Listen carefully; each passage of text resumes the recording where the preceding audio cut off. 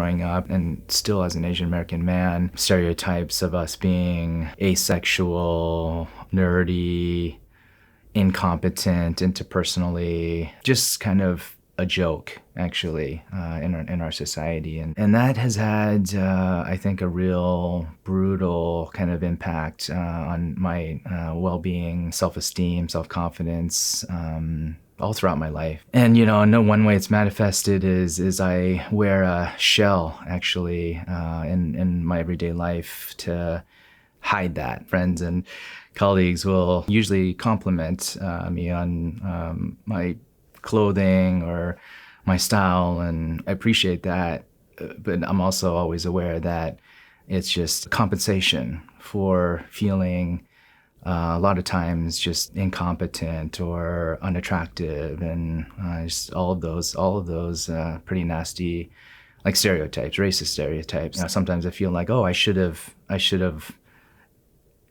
age 28, I should have shed myself of my internalized racism. I should feel great and no longer have these feelings of self-hatred and insecurity. But I think the personal experience with this makes me understand, I think, more that it's a lifetime process. I have times in my life where I'm really engaged in unhealthy, even risk-taking behaviors as a manifestation of low worth, low self-worth. And then sometimes I'm more aware and I do better and not engaging in those kind of self-destructive things.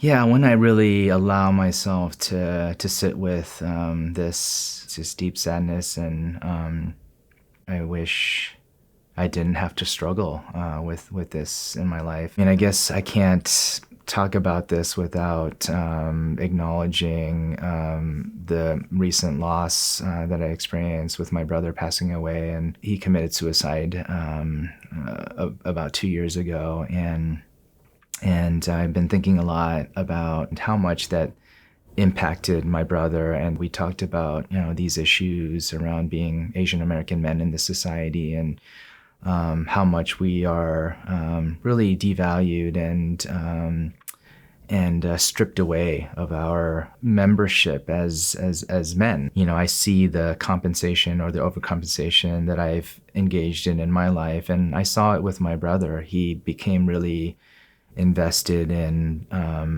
weightlifting and bodybuilding, and became this like enormous specimen of a man. And deep inside, it was feeling some really kind of brokenness or sadness or not good enoughness, I guess, really deep down inside. I think my brother just was more vulnerable to and didn't have the support and privileges that allowed him to I guess survive. Find or seek out people that you can talk about this with, to not minimize or devalue the powerful negative effects that racism can have on our well-being, and having that awareness and acceptance, really, that it's not abnormal, to have these feelings, that it's normal for us to have these kinds of